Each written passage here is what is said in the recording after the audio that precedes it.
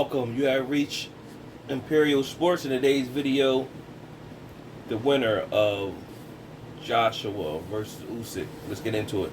Now, many of you will already know by now that Oleksandr Usyk, who came from the cruiser weight division, which he dominated and was undisputed there, came up to heavyweight. He had his first heavyweight fight against Witherspoon, an older fighter from the 2000s, and he didn't really look that good. He beat him, but he didn't look good. Then he fought Derek Chisora, and in my opinion, the first 6 rounds of that fight, Derek Chisora was giving him all that he can handle, and I thought Derek Chisora was winning the first half of the fight, but after that, Derek Chisora was just gassing, and then Usyk did enough to win the rest of the fight. So he didn't look that good either. So that pit let many people as doubters. How could Usyk, really win against the elite of the heavyweight division? So he became the mandatory for Anthony Joshua. And of course, Anthony Joshua, had the upset with Andy Ruiz when he got knocked out. And then in a rematch, months later, he won convincingly. But what you seen in that fight, even in the rematch, of course Andy Ruiz didn't come in shape or nothing like that. But what you seen in that rematch, that AJ was lighter, and he still had the effects of when Andy Ruiz rocked him in that first fight. Because it was a moment in the fight where, of course, Andy Ruiz couldn't cut off the ring or anything like that. So basically, AJ was just running circles around him. And it was a moment in the fight where you seen, like, if they would have mixed it up, Andy Ruiz could have caught him again. But, of course, AJ never gave him the chance. So you seen that AJ wasn't really willing to get in there and mix it up. So you seen the after effects of that. Fast forward, AJ fought in December of 2020 during the COVID. He fought, I forgot, whatever the other guy he fought in December of 2020. And even when he fought him, now he ended up knocking that guy out. However, it was a moment in the fight where, if you watch the fight, even though he knocked him out, he caught him with an uppercut. But it was a moment in the fight where you seen, if that guy had more polish, could mix it up with AJ, he could have caught him. And you seen AJ was gun shy. Basically, he was afraid, hesitant to get in there and mix it up with the thought that he would get caught. So, in my opinion, he never recovered from the Andy Ruiz situation. He know what that feel like to get in there and mix it up. Because if anybody remember that fight, he knocked Andy Ruiz down. He knocked him down. And then he thought he had him. And then in that same round, Andy Ruiz got up and just let it all hang. And AJ tried to mix it up and got caught. So a lot of people think that AJ has a chin. In my opinion, he don't really have a good chin. And really, when you hear people say chin, they don't really mean as like if they get caught on the chin. And speaking in those terminology, people when they say does he got a chin, or they say, well, he got a glass jaw, they basically saying, can they take a punch? And AJ could get hit, but he's not the type of person that can keep taking punch. And it ain't too many people that can, but I think he's one of the ones.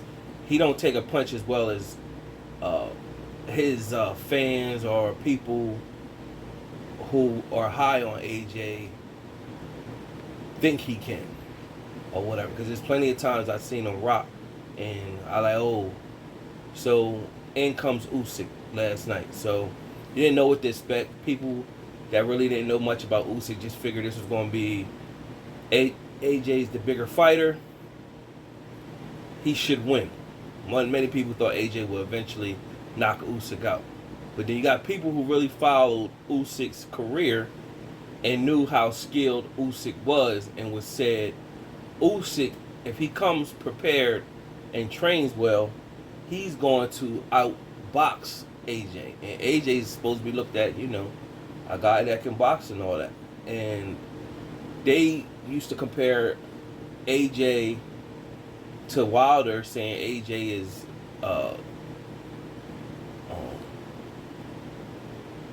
like eons away from where Wilder is boxing wise and all that. You know what I'm saying? They used to say all those things. And people that really was paying attention always felt that if AJ, and I think AJ felt this too, if he fought Wilder, Wilder was going to knock him out. So the fight comes last night, Usyk's fighting AJ, and lo and behold, right from the from first round, Usyk caught AJ with a left straight down the pipe, boom, and it snapped his head back, and you instantly was like, whoa. So you knew Usyk had some sting on that punch, but he still is the smaller fighter. AJ, I think, came in at 240. Usyk came in at 225, 220, and he picked up weight to come in there. So AJ came down in weight, but he still came in at 240 though. But you could actually see that he was leaner. He was leaner. So first 3 rounds I gave to Usyk. Then the next 3 rounds I gave to AJ, but one could argue that Usyk did get one of those rounds. So somebody at the end of the first 6 rounds, you could have had it 3-3 or 4-2 in favor of Usyk. Then in the 7th round, Usyk caught AJ again. And you said, whoa. Okay. Now, you can see during the fight, AJ was like how they say he like The Rock. Remember back in them days, them toys, The Rock 'em, Jock 'em, with the 2 robots that's just punching each other. That's how AJ fights. And it was like real robotic, slow. He didn't really have too much bounce. I guess you can't have too good bounce.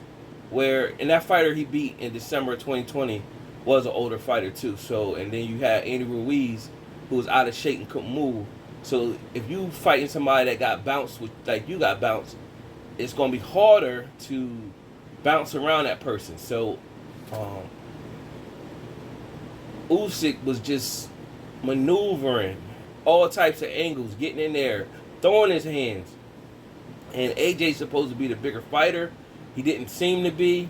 He did catch Usyk a couple times, where it let Usyk know that AJ is still the bigger man, but it wasn't enough. It didn't deter him off of the game plan. We just gonna stick to our game plan, and this is how we gonna win. And so Usyk started to win rounds. So I gave AJ from the first 6 rounds, I gave him 3 of those rounds. And out of the last 6 rounds, I gave AJ like 1 round. So my ending was 8 to 4 rounds. Now, from there, on the later rounds, you see a welch under AJ's eye. I think Usyk had a little mark, or his nose was busted, or one of them, or whatever. I think Usyk's nose was busted or whatever. But it didn't deter him. Warrior coming out there, picking AJ off. AJ was gun shy, you could tell. It's moments where you felt as though if AJ pressed the issue and went in there like a dog, he could have got Usyk out there, or at least hurt Usyk. It was never a time in a fight where you felt Usyk was hurt. It was a few times that you felt AJ felt the pop, where it was a moment in the second half of the fight where Usyk caught him, and then he fell back and almost, tripped over his foot or whatever. So you said, yeah, it was never a time Usyk where you felt he was in trouble. But AJ was in trouble a few times during that fight. And definitely the last championship rounds, what they call the last 2 rounds or last 3 rounds, however your viewpoint is, Usyk definitely won. And then in the 12th round, AJ came out like he wanted to mix it up a little bit, but that was short-lived, probably like a minute into the round. After that, Usyk took over. And then it was like the last 40 seconds or 30 seconds, Usyk just turned it up a whole nother gear. And then just start teeing off. And then the last 15 seconds, AJ started to gas out even more. Then Usyk was just catching him on the ropes. And then like the last 10 seconds or 5 seconds, AJ had put his arm down. Like, if there was another 20 seconds, AJ would have dropped or they would have had to stop the fight. That's how bad it got. And there was no question on anybody's mind. And we're glad that no foolery went on, because there was an earlier fight where Ricky Hatton's son fought on an undercard, and he clearly lost that fight. Hands down, got his butt whooped, and they still said he won. So that's the politics of boxing. Boxing is trash, because of course Ricky Hatton's son has the bigger name. So the guy he fought was like 2-4. Ricky Hatton's son was like 4-0. So, but he got his butt whooped in front of everybody, and they gave him, because of the name, and if they could build off of his name and some money involved. That's the politics of boxing. And that was just blatant. But you were hoping that no foolery was going to happen with this fight, and they couldn't, because Usyk he dominated AJ. Now, that doesn't change it. Of course, they got a rematch clause. So people say, well, AJ can bounce back. How? AJ gotta hope that Usyk, from now to the next time their rematch is, that Usyk slacks off his training and doesn't, come in out of shape or whatever. Something like that. But if Usyk train, make a little bit of adjustments, he ain't really gotta do much, train and come in shape, it's gonna be the same fight. If not worse, that Usyk might this time knock AJ out and get him out of there early, because his confidence is really gonna be higher. So he would have to hope that Usyk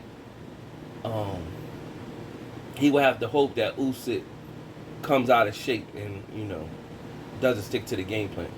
I don't see how AJ can adjust to get better against Usyk, because he didn't really fight a bad fight. It's just Usyk was better than him, or whatever. How can he adjust to that? Because it's not like you're somebody like Wilder, who skill set might be where people consider his boxing skill set is lower than the average. So you can say he can always work on his boxing. But what he has is one thing that can't really be taught, and that's that equalizer with that cannon.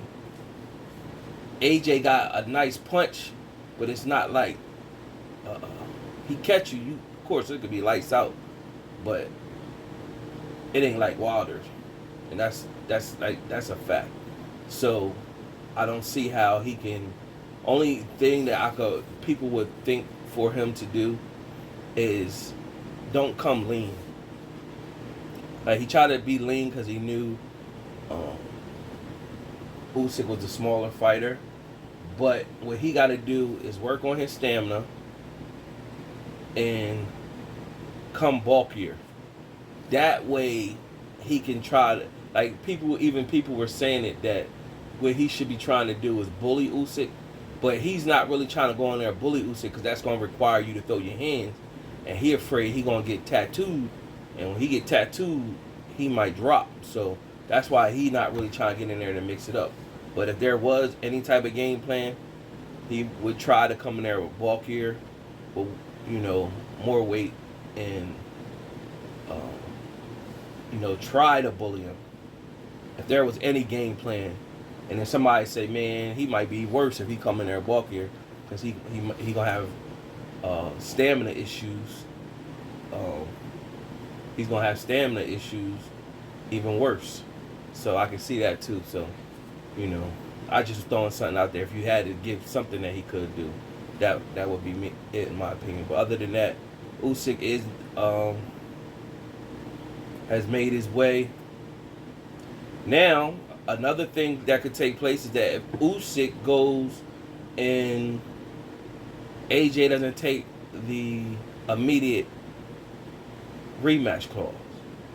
Now, Eddie Hearn, from a money standpoint, I think he got Eddie. I think he has Usyk signed too, but AJ is his cash cow. You know, they put on a good event for AJ at that Wembley Stadium and all that, and he just recently signed AJ to a multi-year deal. So it's a lot of money invested in AJ. He can't afford to. What they can't afford to happen is Usyk go and fight somebody else, and then Usyk lose, and those belts get separated or go somewhere else. So I'm pretty sure that Eddie Hearn is going to force AJ to take the immediate rematch. Probably, I don't think it's going to be this year. Probably early next year in the first quarter. That'll be good, because then what happens is, if you got Fury and Wilder 3 coming up October 9th, they get that out the way, and whoever wins between that.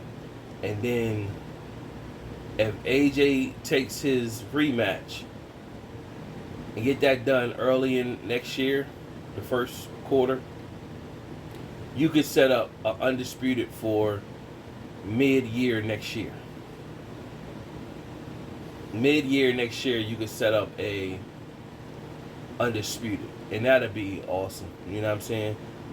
Beginning of next summer, undisputed, finally, or whatever. That's if AJ elects to take the immediate rematch. But if AJ elects to say, you know what, I need to go back to the drawing board, then after the Wilder and Fury match, sign that up for first thing next year. Usyk versus the winner of whoever. And the thing is, with Usyk versus Wilder and Fury, see, I'm not even going off of how Wilder look in those videos. Usyk could pretty much fight Wilder like, what's that guy? Louis King Kong Ortiz fought Wilder, where he really was beating. He beat Wilder a majority of those rounds. It's just that the times when Wilder caught him, he caught him, got him out of there. So that's basically, I can see the same type of fight with Usyk, where he can outpoint Wilder, but what eventually happen is that when Wilder hits him, it's going to do damage, and eventually he'll catch Usyk, in my opinion, and knock him out. So that's the part that I see if he fought Wilder. Now, when it came to Usyk fighting Fury, Fury is a big man who is hard to hit, and you know, so that'd be even a good match to see how that will play out. Because Fury, as a big man, head movement, all that, Fury comes in shape. Even though Ottawa Lean, who's great fight Dillian White the end of October, he gave Fury problems. And so that's why when I look at Ottawa Lean, he gave Fury problems. Usyk could give him the same type of problems. So that's why I say Usyk versus Fury will be an interesting fight. So, you know, the heavyweight division got some fights coming up where you can see somebody got to be, by June of next year, there should be an undisputed heavyweight fighter. The politics in boxing cannot keep being involved for that nonsense and dumb stuff or whatever. So that's my take on the matter. Salute to Oleksandr Usyk. Great fight, you know, and you definitely earned a lot of boxing fans' respect doing what he did and the way he did it versus Anthony Joshua. Subscribe to the channel, like the video. Till next time.